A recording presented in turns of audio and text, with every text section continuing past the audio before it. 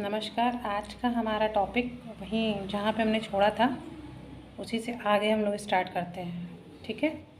Consequences of stratification, उसके consequences मतलब उसके परिणाम क्या क्या होते हैं स्ट्रेटिफिकेशन के। लाइफ चांसेस, इंस्टीट्यूशनल पैटर्न, फिर लाइफ स्टाइल और बिहेवियर ऑफ सोसाइटी, ये 4 चीज़ें हैं। अब इसको थोड़ा हम एक्सप्लेन कर देते हैं, बता देते हैं। पहला आता है लाइफ चांसेस, मतलब लाइफ चांसेस किसी को ज़्यादा मिले होते हैं, किसी को कम मिले होते हैं। फॉर एग्जांपल किसी को अपॉर्चुनिटी, अवसर ज़्यादा होता है, अचीवमेंट कोई अचीव ज़्यादा कर लेता है अपनी लाइफ में। फिर क्या होता है, जब अचीव कर लेता है तो उसको सारी चीज़ें मिल जाती हैं, ठीक है, जिसके वो काबिल है, कह सकते हैं। कभी कभी नाकाबिल लोगों को भी मिल जाती हैं, कहते हैं किस्मत होती है, लेकिन खैर वो बहुत अंदर गूढ़ हो जाएगा, तो उसके बारे में नहीं डिस्कशन करेंगे, बाद में बताएंगे। फिर उसके बाद आता है इंस्टीट्यूशनल पैटर्न कि बिहेवियर ऑफ सोसाइटी, सोसाइटी का बिहेवियर जैसे जो रिच है, अमीर है, उनके लिए अलग होता है, मोस्टली देखा जाता है। कहते हैं कि नहीं, समानता रखिए, समानता रखिए। समानता कैसे रखें जब सोसाइटी ने ही कॉन्सिक्वेंसेज ऑफ स्ट्रेटिफिकेशन कर रखा है। जब स्ट्रेटिफिकेशन सोसाइटी ही कर रखी है तो हम क्या कर सकते हैं भाई। वो अमीर है, अगर अनिल अंबानी अमीर हैं तो भाई उनके पीछे बॉडीगार्ड घूमेंगे। अगर कोई भिखारी है तो उसके पीछे थोड़ी ना बॉडीगार्ड घूमेंगे। तो ये तो सोचने वाली बात है ना।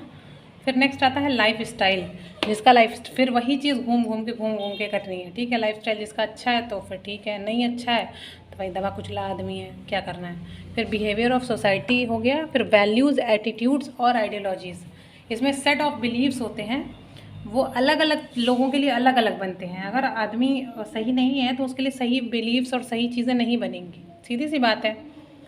फिर नेक्स्ट आता है सोशल डिफरेंशिएशन। सोशल स्ट्रेटिफिकेशन से ही एक टॉपिक निकलता है, सोशल डिफरेंशिएशन। इतना इम्पॉर्टेंट नहीं है लेकिन फिर भी इसको जानना बहुत ज़रूरी है कि सोशल डिफरेंशिएशन में उसको अलग अलग कैसे किया गया था, उसको किस चीज़ से डिवाइड किया गया है। तो इसमें एज के आधार पे, बच्चा छोटा है बड़ा है, सेक्स के आधार पे लड़का है या लड़की है, इकोनॉमिक आधार पे कितना रुपया पैसा है, पॉलिटिकल आधार पे कितनी सत्ता में उसकी पहुंच है, रिलीजियस आधार पे, धार्मिक रूप से वो किस स्थान पे है, क्या वो पुरोहित है, क्या वो ब्राह्मण है, क्या वो शूद्र है, क्या वो वैश्य है। तो ये सब सारी चीज़ें थी इसमें। ठीक है, तो इसमें कोई कंफ्यूज होने वाली बात नहीं, बहुत सिंपल है ये। नॉर्मली सोसाइटी अगर हम लोग देखते हैं तो ऐसे ही चीज़ें सीख जाते हैं, बहुत आसान होता है, लेकिन उसको टफ बना दिया गया है। लोगों को लगता है अरे बड़ा टफ है, लेकिन ऐसा कुछ नहीं। फिर आता है कैरेक्टरिस्टिक्स, क्या क्या हैं इसके। कैरेक्टरिस्टिक्स का मतलब होता है कि उसकी विशेषताएं क्या क्या हैं। तो विशेषताएं देख लेते हैं क्या क्या है स्ट्रेटिफिकेशन की। ये स्ट्रेटिफिकेशन की विशेषताएं हैं। The antiquity of social stratification, तो एंटीक्विटी मैंने शॉर्ट में लिख दिया है उसको। तो इसमें ये बताया जाता है कि प्राचीन काल से चला आ रहा है ये स्ट्रेटिफिकेशन। प्राचीन काल में एज और सेक्स के आधार पर होता था, लेकिन अब जो है वो रुपए पैसे के आधार पर होने लगा है। ठीक है, बांट दिया गया है। फिर नेक्स्ट आता है कि द यूबिक्विटी ऑफ स्ट्रेटिफिकेशन, देशव्यापी रूप में किस आधार पर किया गया है। ठीक है, ये बताया गया है इसमें कैसे कैसे लोगों ने कैसे कैसे स्ट्रेटिफिकेशन किया है।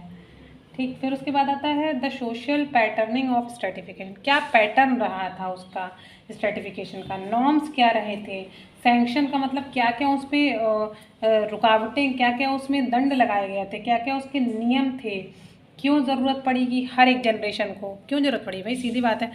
कैसे पता चलेगा कि ये शूद्र है कि ये ब्राह्मण है, कैसे पता चलेगा कि ये जाति छोटी है जाति बड़ी। स्ट्रेटिफिकेशन हुआ तभी ना पता चला, ऐसे थोड़ी ना पता चल जाएगा।